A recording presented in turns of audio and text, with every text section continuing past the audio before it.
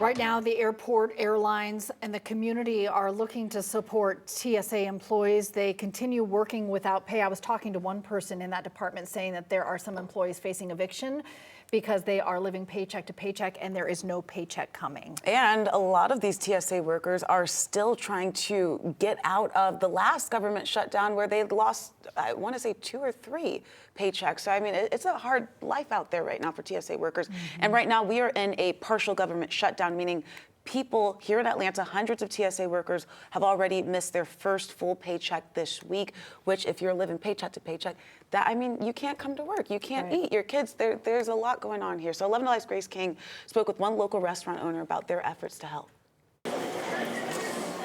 At Hartsfield-Jackson Atlanta International Airport, security lines aren't getting shorter. There's people who aren't getting paychecks right now. You know, they can't afford gas, they can't afford food. As the partial government shutdown drags on, roughly 1 in 3 TSA employees are calling out sick each day.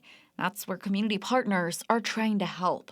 Delta approached us with the idea they wanted to do something to help the TSA, and we immediately jumped on board. On Wednesday, George Caloris closed Grecian Euro in Forest Park so they could prepare 550 meals for TSA workers at the world's busiest airport. We were doing prep and cooking here and in the Hateville location and at the Forest Park location where the majority of the work happened. We filled the dining room with plates. We had to shut down the restaurant for the morning. It was about almost a dozen people put their hands on the project. So it took the whole team to come together to make that happen. Caloris hopes their small act of kindness makes a difference in this time of need. He says it's easy to forget the faces behind the uniforms are feeling the pinch just like everyone else. They've kept us safe for a quarter of a century, and yet they're kind of suffering right now for no good reason. So we really appreciated the chance to help them out and give them our support. Grace King, 11 Alive News. Yeah, the support is certainly needed. The city of Atlanta and the airport also providing meal vouchers, free parking, and MARTA Breeze passes to affected employees.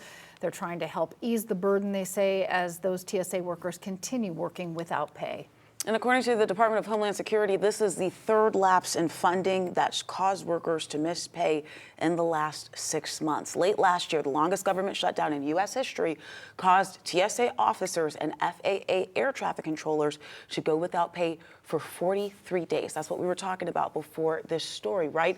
There was a brief shutdown in late January for a few days before Congress funded the department for 2 weeks. But that money ran out mid-February, causing DHS employees to start missing their paychecks again, those TSA workers. More than 350 transportation security officers have quit since the start of this most recent shutdown. That's according to DHS.